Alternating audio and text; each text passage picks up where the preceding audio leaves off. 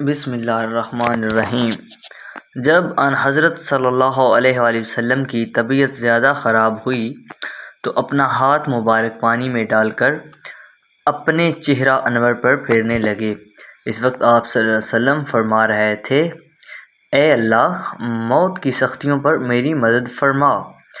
سیدہ فاطمہ رضی اللہ تعالیٰ عنہ فرماتی ہیں کہ جب میں نے رسول صلی اللہ علیہ وسلم پر بے چینی کے آثار دیکھے تو میں پکار اٹھی، ہائے میرے والد کی بے چینی۔ یہ سن کر ان حضرت صلی اللہ علیہ وآلہ وسلم نے ارشاد فرمایا، آج کے بعد پھر کوئی بے چینی تمہارے باپ کو نہیں ہوگی۔ حضور اکرم صلی اللہ علیہ وسلم پر وفات کے وقت جو اس قدر تکلیف اور بے چینی کے آثار ظاہر ہوئے، اس میں بھی اللہ تعالیٰ کی حکمت ہے، یہ کہ اگر کسی مسلمان کو موت کے وقت اس طرح کی تکلیف اور بے چینی ہو تو حضور اکرم صلی اللہ علیہ وسلم کی تکلیف کو یاد کر کے خود کو تسلی دے سکتا ہے، یعنی دل میں کہہ سکتا ہے کہ جب اللہ کے رسول پر موت کے وقت اتنی تکلیف گزری تو میری کیا حیثیت ہے۔ یوں بھی موت کی سختی مومن کے درجات بلند ہونے کا سبب بنتی ہے۔ حضرت عائشہ رضی اللہ تعالیٰ عنہا فرماتی ہیں کہ ان حضرت صلی اللہ علیہ وآلہ وسلم پر موت کی تکلیف کے بعد اب میں کسی پر بھی موت کے وقت سختی کو ناگوار محسوس نہیں کرتی۔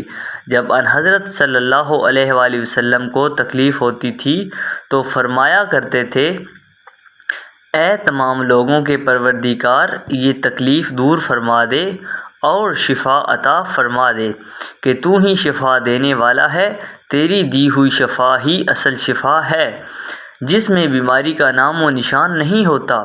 حضرت عائشہ صدیقہ رضی اللہ تعالی عنہا فرماتی ہیں کہ جب آپ صلی اللہ علیہ وآلہ وسلم کی بے چینی بڑھی تو میں نے آپ صلی اللہ علیہ وسلم کا دایاں ہاتھ اپنے ہاتھ میں لے لیا اور دعا کے یہی کلمات پڑھ کر دم کرنے لگی۔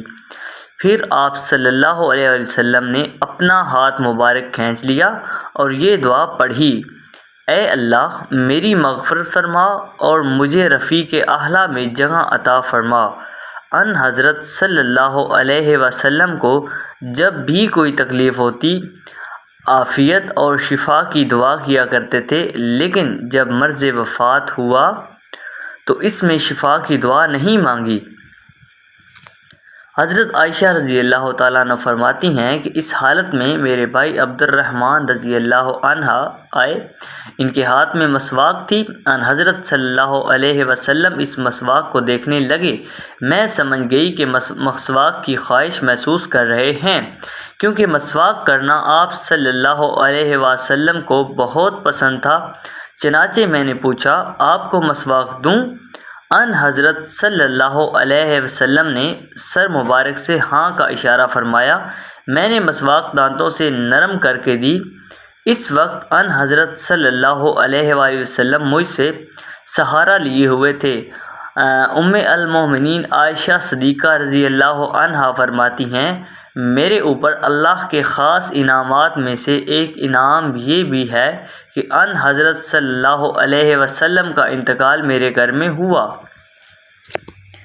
آپ کا جسم مبارک اس وقت میرے جسم سے سہارا لیے ہوا تھا۔ وفات کے وقت اللہ تعالیٰ نے میرا العاب دہن آپ صلی اللہ علیہ وسلم کے العاب دہن سے ملا دیا، کیونکہ اس مسواک کو میں نے نرم کرنے کے لیے چبایا تھا اور ان حضرت صلی اللہ علیہ وسلم نے اس سے اپنے دانتوں پر پھیرا تھا۔ حضور اقدس صلی اللہ علیہ وسلم پر بے ہوشی طاری ہوئی تو سب ازواج مطہرات آس پاس جمع ہوں گی۔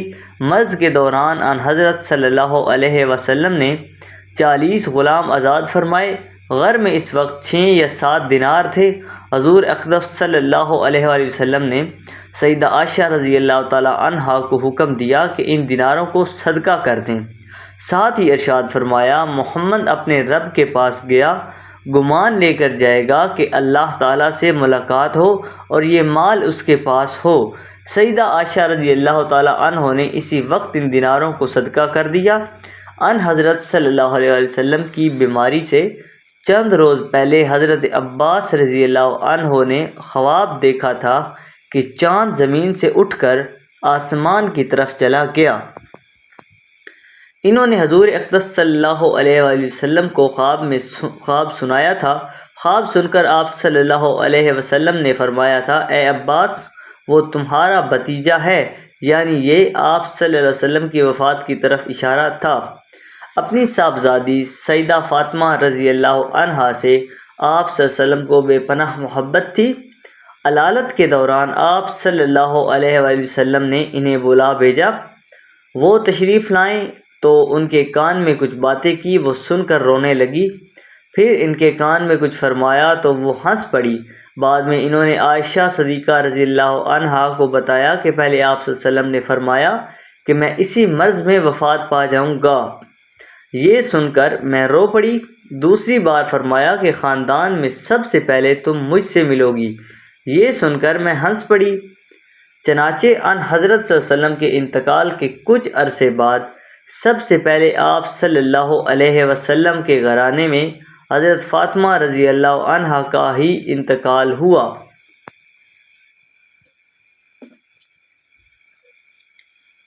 وفات سے ایک یا دو دن پہلے ان حضرت صلی اللہ علیہ وسلم نے لوگوں سے ارشاد فرمایا، یہود اور نصارہ پر خدا کی لعنت ہو، انہوں نے اپنے پیغمبروں کی قبروں کو عبادت گاہ بنا لیا۔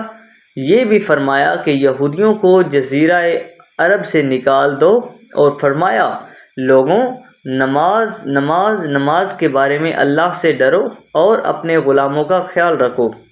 وفات سے پہلے حضرت جبرائیل علیہ السلام ملک الموت کے ساتھ آئے۔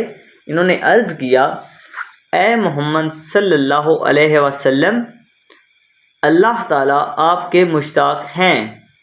یہ سن کر ان حضرت صلی اللہ علیہ وسلم نے فرمایا، تو حکم کے مطابق میری روح قبض کر لو۔